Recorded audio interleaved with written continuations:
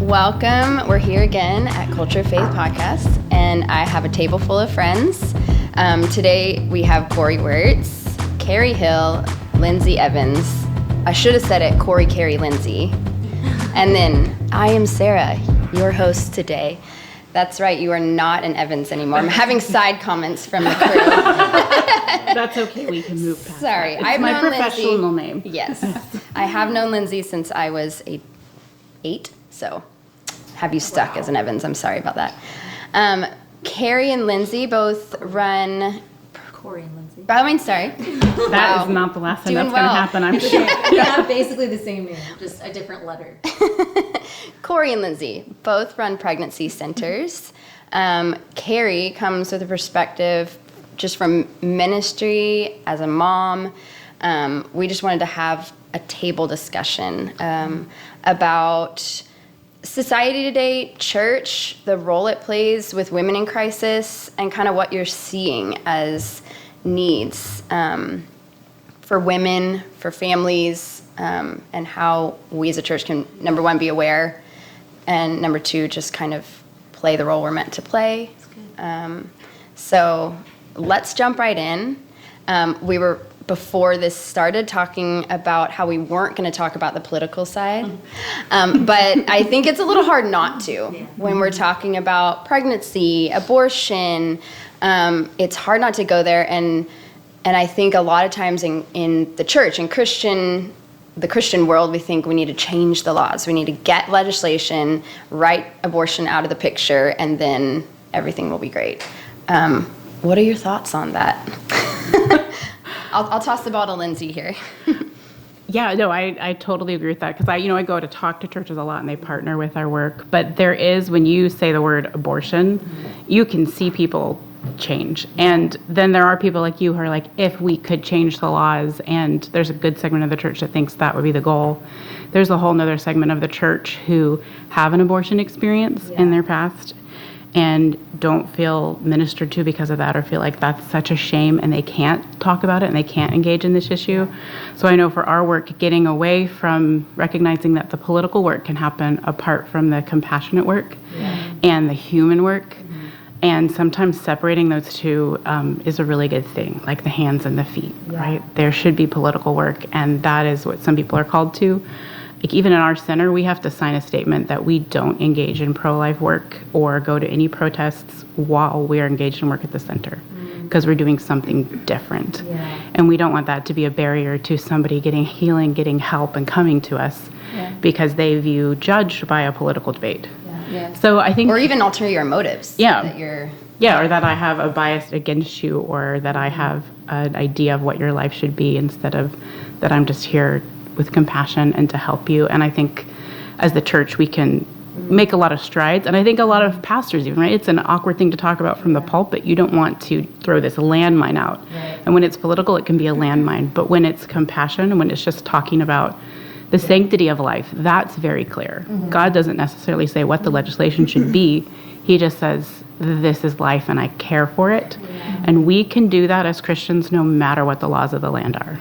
That's kind of how we view it, and how we talk about it when people want to come along and be involved specifically in our pregnancy center. Like, you may be passionate about legislation and political pro-life work, and that's fantastic, but you're going to kind of have to lay that a little bit aside and let someone else do that while you work here. And see the person. It's very, today is very polarized. Society is very polarized, and particularly these banner issues for churches and things like that. It's like you almost are given the lanes you can only go down in discussion, which it's good to be clear and to teach truth, but then not to, like you said, we could talk about a multitude of issues like that, where who are we inviting in to this experience of family and church, and what has their past been, and even just being aware of that. And I think we're not a lot aware of that this is not just a political issue. It's an issue where there are walking wounded everywhere you're talking about it, especially in the church. So that's so good. That's so what do you see with that in mind? How how do you market yourselves even to church? To how do you kind of get what you're doing out there to the right people that would need to hear it? Either of you. What?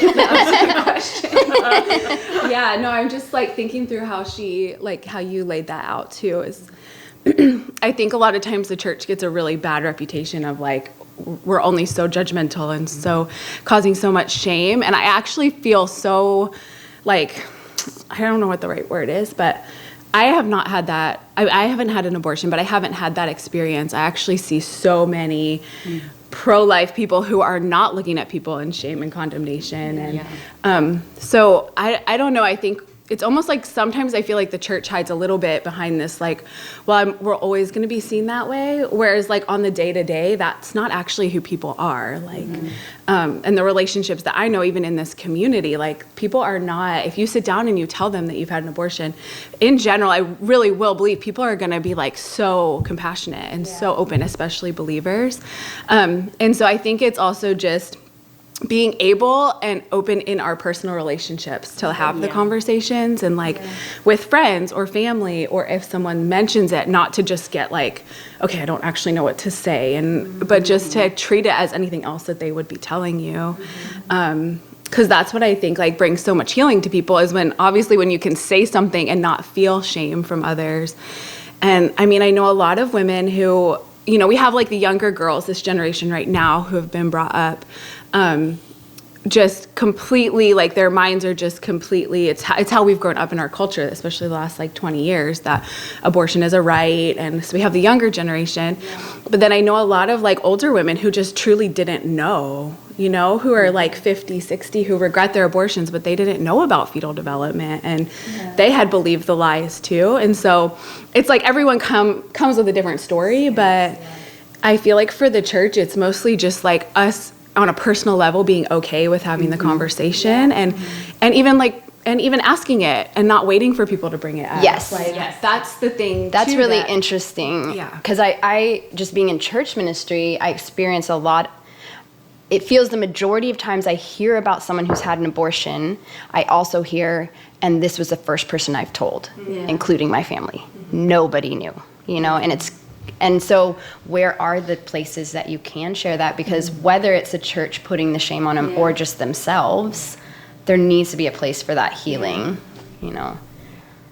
You realize, too, the implications for someone to change their mind about abortion is so big. Like, whether a woman has had an abortion, or her mom, or her sister, or her best friend, someone in her life has most likely had an abortion.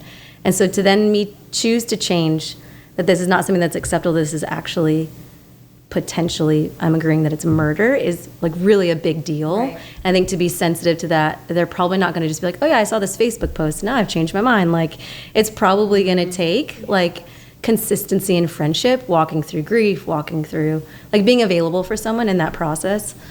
I'm someone who likes to debate, so I feel like I can get caught up sometimes in the like, this is right and this is justice, and I want to defend babies.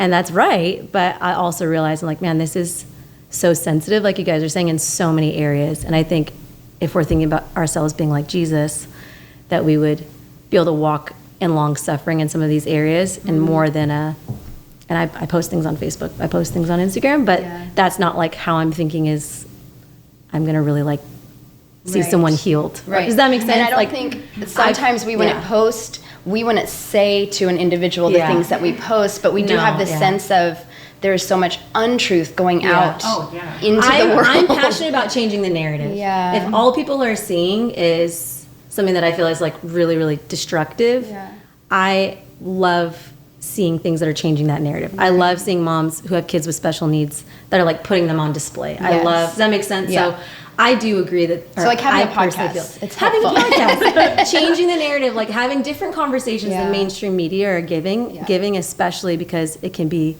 so agenda driven and politically driven. Like, I think that's valuable, but I think what you guys are saying is like the one-to-one conversation. Like, if you notice someone's being really defensive, have you had an abortion? Has anyone you know had an abortion? How does that make you feel? Like, I think being willing to just be involved in that conversation is huge. And it takes women who have gone through it and gotten healed to to use their voice Yeah. to bring the healing. It's like Totally. anything else, like as soon as it's brought Yeah. into the light. And I know as soon as, you hear like one woman say that I did this too, like it brings so much healing. Yeah. So if anything, like I'm passionate for women to start speaking up about it, who are free and who recognize the truth and, can lead others into that place, because it's hard for people who haven't had abortions to do that sometimes, to like walk them through that process. So it's just another. And if people are stuck in a place of not having received healing, then they can't then use their story. That's what I see, and that's where I see exactly what Carrie was saying about how the actual response of the church is extremely compassionate. It is the place to feel accepted no matter what your past and hurt, and we all experience that. That's not what the label that people try to put on the church, but that's been my experience when you do acknowledge abortion and acknowledge men and women who have experienced that. Some of them, it's a deep wound, some of it's not. Some people have never really thought about how it affected their life, but as the church, we don't talk openly about it enough. And I think, recognize that that is an issue. But then kind of like Carrie was saying, I have to think. Yeah. But like Carrie was saying, I do think as Christians speaking out, maybe not so much about the political, but about exactly what you were saying.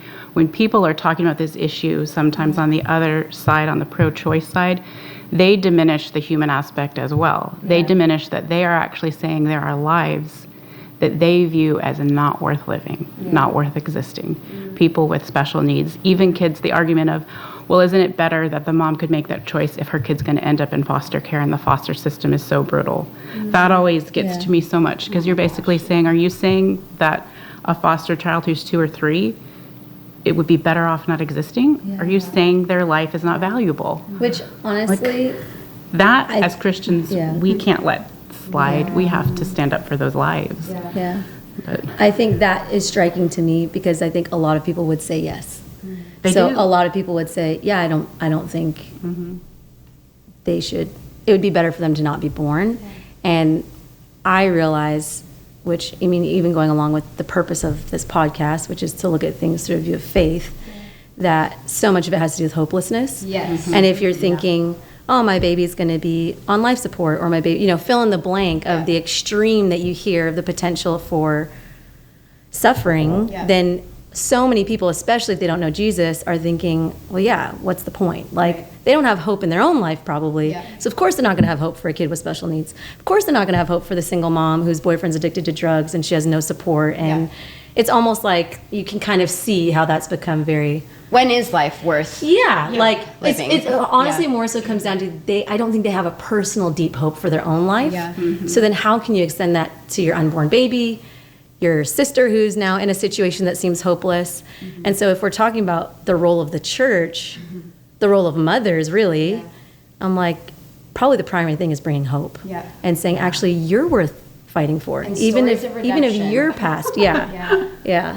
well, that's what we do, right? Like that's which what I'm is just what you thinking. do. You sit with people, you say, this is horrible right now, I know. No, But think about in 5 years, this probably isn't going to be where you're at. How can we help you get there? and you we've know? had that. I've had clients come back, and even their parents more come back and say, I had a mom who came in and tore us, like just yelled at us after her daughter came and then decided to not have an abortion and carry to term. And she came in and gave us a piece of her mind. And then she came back in 2 years and she actually did a testimony for us. But she said, I thought this was going to be the worst thing in her life. And it turned out to be the best thing. She went on and she actually got a nurse. She got a medical degree. She was a mess in high school. But now she's living for her daughter, living for her child. And then she came back years later and she said, I have 10 grandchildren. 9 of them are boys, and I have 1 granddaughter. And it's that baby, and she is like my person. And That's so and also it changed her daughter's life, right? Like she said, we thought this was the worst thing, but it turned out to be the best. And that's where I think God tells us, you value the person, you don't give up hope for anybody.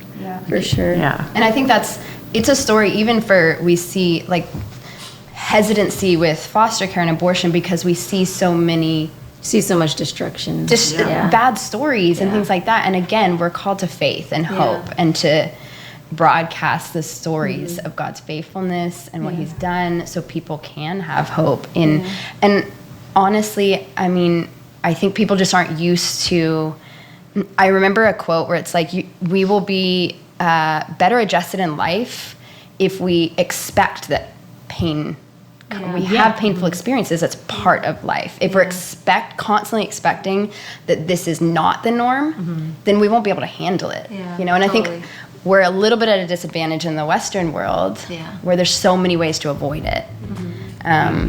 But there's actually life amidst pain, you know, and being able to see those stories.